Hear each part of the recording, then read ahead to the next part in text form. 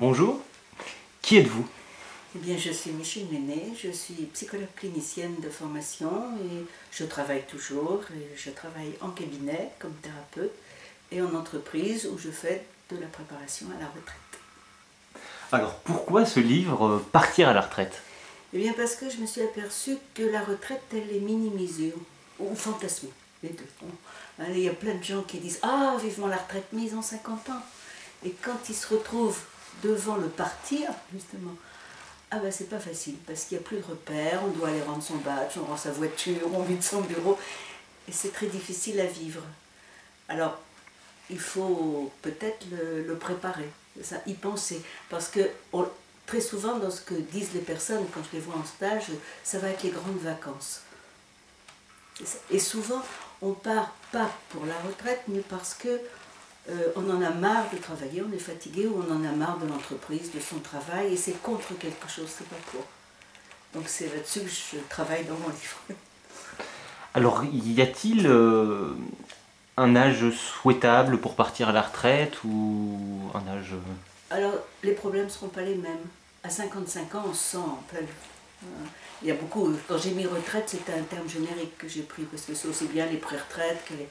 À 55 ans, on est en pleine forme, normalement, mais on est ce que j'appelle une génération sandwich, c'est-à-dire qu'en même temps, on a les parents qui commencent à poser des problèmes, et on a les enfants qui ne sont pas sortis d'affaires. Donc ça fait beaucoup de soucis, avec une diminution quand même importante financièrement.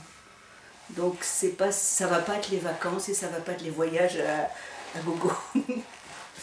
Quand on part plus tard, on est plus limité physiquement. C'est plus la vieillesse qui va, ou l'arthrose simplement, qui va limiter.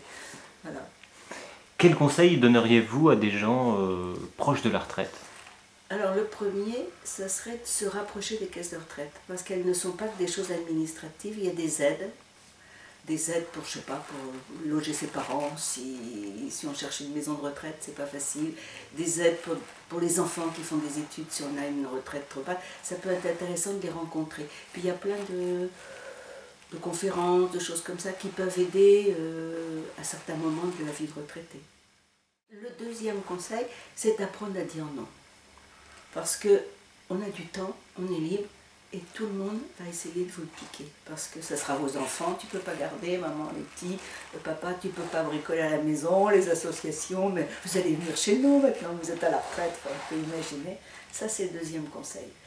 Le troisième conseil, ça serait de se rappeler un peu son adolescence et ses rêves d'adolescence.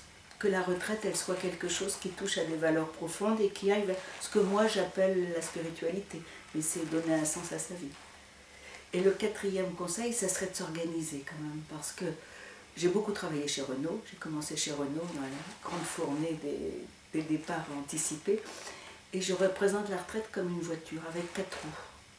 Il y en a une, c'est l'obligatoire, on est quand même obligé de tondre son jardin, voilà. La deuxième, c'est l'affectif, parce que les deux risques à la retraite, c'est la dépression si on ne sait pas quoi faire, deux, c'est le divorce. Donc il faut s'occuper de son couple, des enfants et des parents.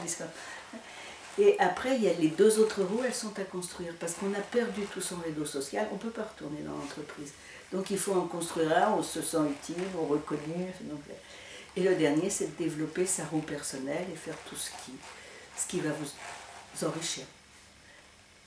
Et comme ça, parce que moi j'ai vu toujours sur l'autoroute, attention, ne sous-gonfler égale danger.